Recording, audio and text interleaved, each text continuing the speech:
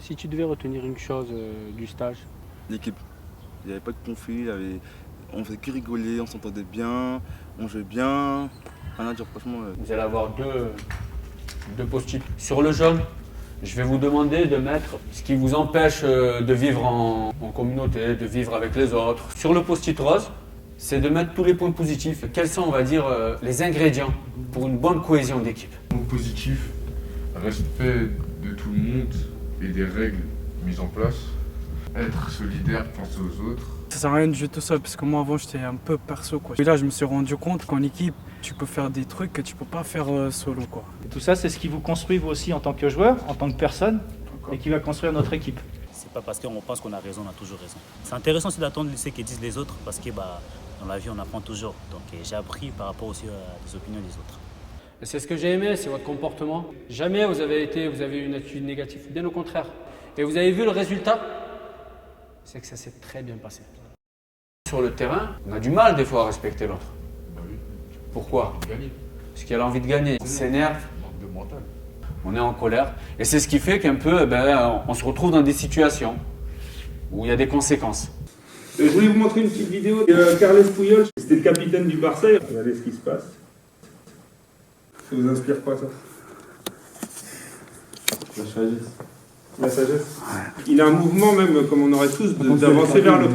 Et tout d'un coup, il stoppe et c'est très fort. Est-ce qu'il y a un avant et après ce stage? Est-ce que ça a changé quelque chose? Ouais. J'ai appris à me canaliser.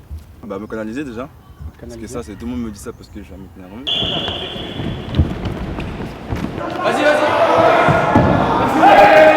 Prenez le temps de réfléchir et de penser à ce qui va se passer après. Le meilleur il m'a dit quand tu joues, essaie de pas parler.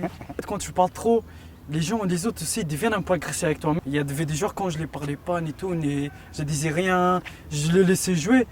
Et ils me disaient rien et tout, ils me faisaient pas de faute, ils étaient tranquilles. Mais quand tu commences à chauffer, Voilà. T'as tout dit. On ne prend pas conscience souvent de l'impact qu'on a sur l'autre, de son attitude, même si pour nous, en soi, on n'a pas fait grand-chose, mais tout est lié. Combien existe-t-il de lois du jeu? Moi je me rappelle. Moi je m'en rappelle.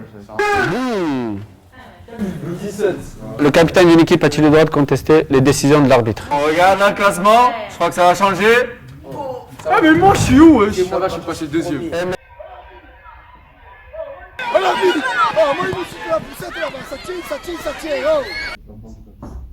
Je marquais que je vois que l'arbitre ici, l'entraîneur il met la pression. Tu te mets un petit peu à la place de l'arbitre. Ouais. C'est chaud hein. Quand j'ai arbitré, j'essaie un peu de me mettre à la place de l'arbitre. Parce qu'il y a un moment même, ils ont crié que quand ça a touché la barre, ils ont crié qu'il y avait but.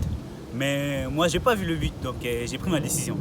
Et t'as ressenti quoi? À un moment, ça déséquilibre un peu niveau moral et tout. Qu'est-ce qui peut arriver si vous ne respectez pas la règle? Des sanctions, pas que. Quand un joueur, par exemple, il se prend un carton rouge, il impacte l'équipe parce que l'effectif de l'équipe, ça perd parce qu'il manque un joueur. Si vous me dites maintenant, je pose une question des conséquences du non-respect des règles dans la vie de tous les jours, ce qui peut se passer dans votre vie, dans votre quotidien. De prison. Tu peux mourir, tu peux prendre une balle bêtement. Avec les règles, la police, l'arbitre, ils sont pas là pour sévir. Ils sont là pour Faire respecter la norme. nous accompagner, pour nous protéger, pour faire respecter les lois, pour qu'on puisse vivre tous ensemble. Il y a certaines choses qui t'ont marqué. Le rapport à l'autorité, ouais. Quoi par exemple?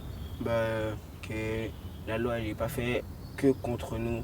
Ouais, elle est là aussi pour nous aider. Genre pour moi, quand je voyais la police venir vers moi, c'était signe de problème. Je verrais la loi, la police, l'autorité en général d'une autre façon.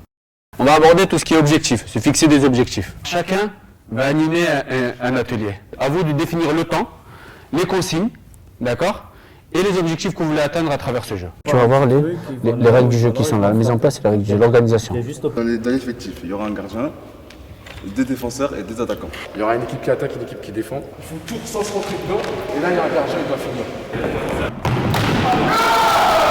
Là, tu veux créer une connexion, un lien. C'est très bien. C'est vraiment très bien. Tu peux avoir des objectifs ou des ambitieux, mais est-ce que c'est adapté? Imagine-toi, moi je fais un exercice qui est trop compliqué, que tu n'arrives pas à faire. Comment tu vas être? Sur le coup, ça va me saouler. Ça va te saouler. Genre, faut que je le fasse progressivement. Voilà.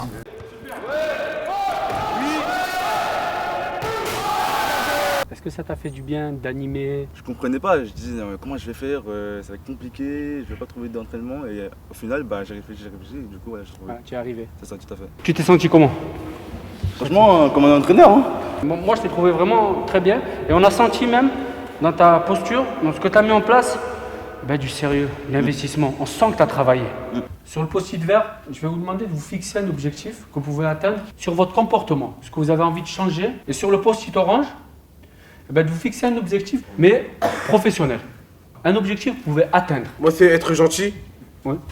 T'es un nounours. Non, mais avec eux, oui, genre, parce que genre, je les apprécie.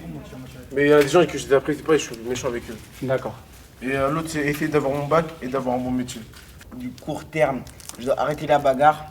Et sur le long terme, je dois réussir mon brevet et avoir beaucoup d'argent. Oh le oui. J'aimerais bien me lever plus tôt.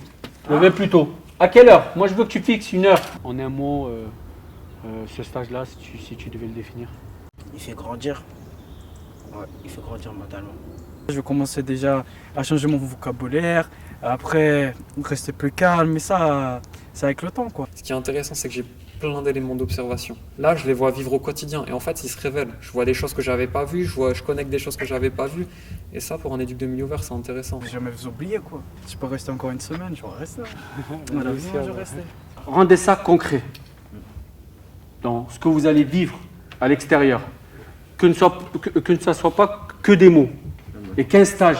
Il ne faut pas que ça s'arrête maintenant, là, à 4 heures. Et gardez cette attitude-là que vous avez, ce comportement. Vous êtes capable de grandes choses. Il faut le croire.